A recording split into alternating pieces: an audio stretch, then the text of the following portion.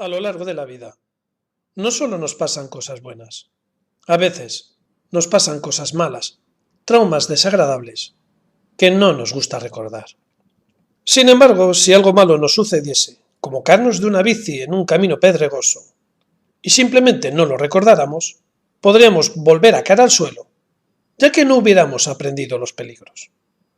Por otra parte, el recuerdo de la caída podría crearnos miedo a montar en bici, con lo que no avanzaríamos en nuestras capacidades. Protegernos del riesgo u olvidarlo y arriesgarnos a caer de nuevo. La respuesta a este dilema nos la da el cerebro. Y como siempre, de una forma sabia. La respuesta no es otra que el inconsciente. Bienvenidos al Arrecife. Como podéis imaginaros, caernos de la bici no es lo peor que nos puede pasar. Es un simple ejemplo, ya que los traumas de los que se ocupa esta genial parte del cerebro suelen ser más impactantes, como situaciones de mucho estrés, accidentes de tráfico, violencia extrema, pérdidas de seres queridos. Y curiosamente, cosas que apenas tienen importancia, pero que se producen de muy niños, cuando todavía no entendemos nuestro entorno y que nos van a acompañar el resto de nuestra vida. Cuando algo traumático nos pasa, lo mejor es olvidarlo, ya que su constante recuerdo no nos dejaría avanzar en nuestra vida. Sin embargo, de los errores se aprende, y esa es una información que el cerebro valora mucho y que ha permitido sobrevivir a nuestra especie durante millones de años. Imaginaros el dilema evolutivo que se nos presenta.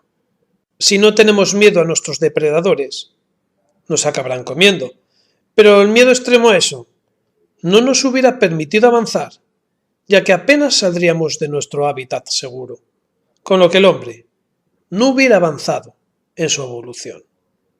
Ante este dilema, el cerebro ha creado una herramienta que da solución al problema. Esta herramienta es el subconsciente. Al dividir el cerebro en dos partes, consciente y subconsciente, creamos una especie de trastero donde almacenamos los malos recuerdos y los traumas. Las vivencias cotidianas y la mayoría de las decisiones están en el consciente, mientras que los traumas y vivencias que permiten la subsistencia están en el inconsciente, el cual también toma decisiones.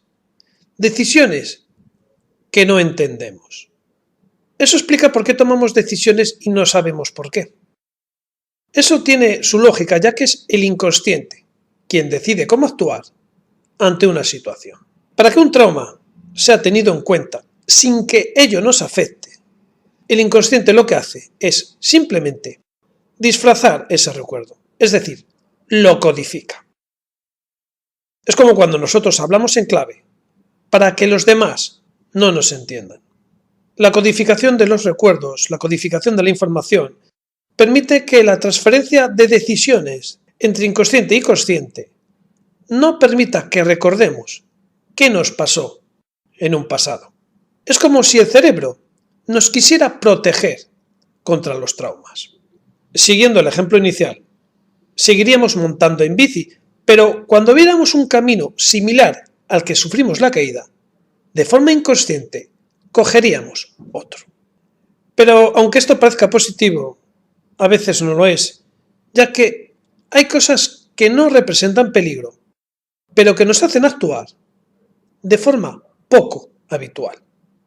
Esos traumas sin importancia se dan en la niñez, con lo que son más difíciles de explicar. Que estés en una pizarra y se te caiga una tiza al suelo no tiene ninguna importancia. Sin embargo, con 6 años, que te pase eso y que el resto de compañeros esté presente, riéndose de ti, puede ocasionar, 30 años después, un miedo terrible a hablar en público. Para evitar este tipo de situaciones, nació el psicoanálisis, que no es otra cosa que recordar con exactitud todo lo vivido desde nuestra infancia, en busca del origen del trauma, con el objeto de transferirlo del subconsciente a nuestra parte consciente, y allí tratarlo. Sin embargo, Esta frontera entre el consciente y el inconsciente a veces se traspasa. De la misma forma que si quisiéramos escaparnos de una cárcel, intentaríamos hacerlo de noche. Los recuerdos del inconsciente utilizan esta táctica para pasar a la parte consciente.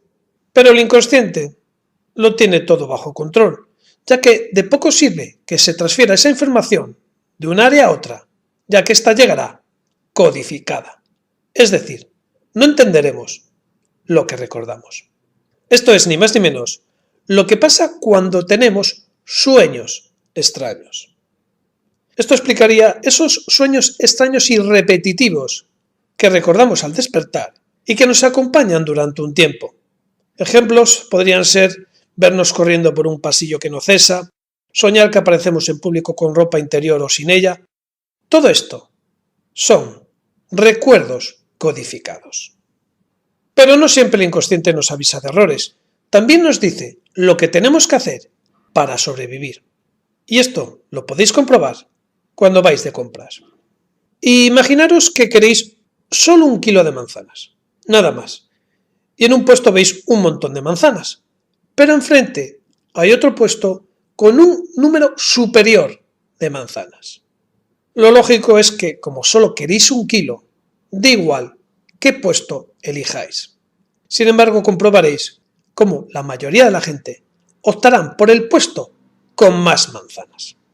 Esto es un reflejo del subconsciente, que siempre te enviará al árbol con más fruta.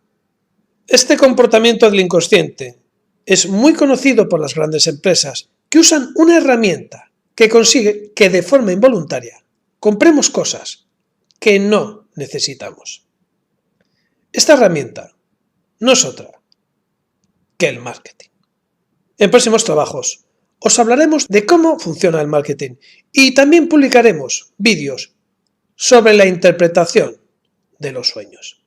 Al ser varios vídeos, si quieres que te informemos puntualmente cuándo se van a subir, solo tienes que suscribirte aquí, al Arrecife.